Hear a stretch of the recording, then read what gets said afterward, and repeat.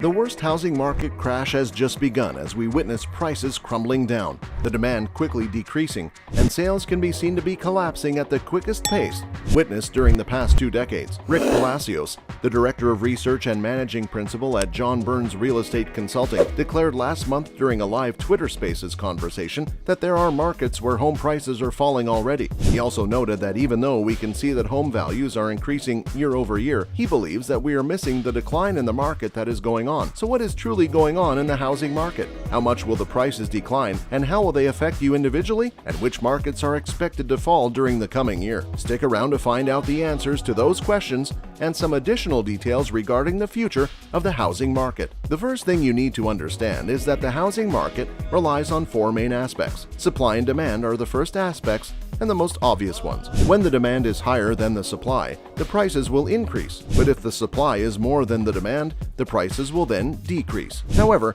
in order to understand more about how the housing market might go, there are 2 additional aspects to take into account. Those are interest rates and the economy. We just need to go back in time to see how those 2 aspects affect the market. Up until 1970, home prices were practically steady, yet they started to increase when their interest rates got lower. Almost 4 decades later on, the 2008 financial crisis hit, and that's when the Federal Reserve bought and held assets in an effort to boost the economy by keeping the interest rates low. This has given confidence in the market. However, 10 years later, when they tried to reduce the balance sheet, stock prices dropped 20% and home prices began to fall. The balance sheet reduction should have lasted through 2020, yet the pandemic hit, and that's when a high amount of money was injected into the economy to keep it afloat. That's when mortgage rates went from -3% at the end of 2020 to around 6%. And that's what brings us to this year. All along the West Coast, home values are seen to be declining, and according to Palacios, they are actually down by 70%. He believes that this decline is going to continue over the foreseeable future. For the past few months, we have been hearing the term housing needs a reset. Palacios declares that this is somewhat a euphemism that home prices need to fall, and he believes that this is exactly what is currently happening. As a matter of fact, there are 123 housing markets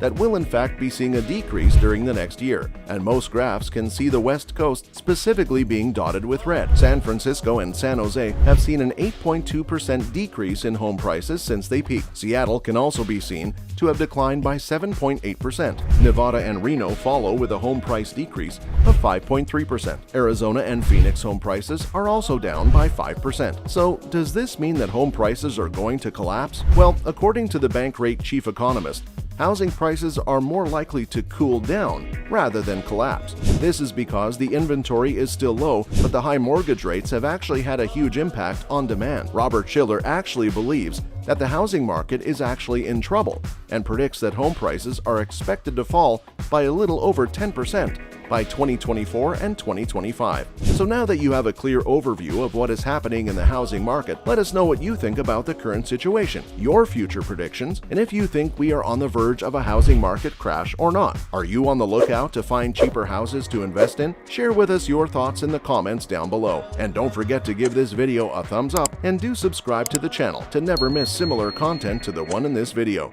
See you soon!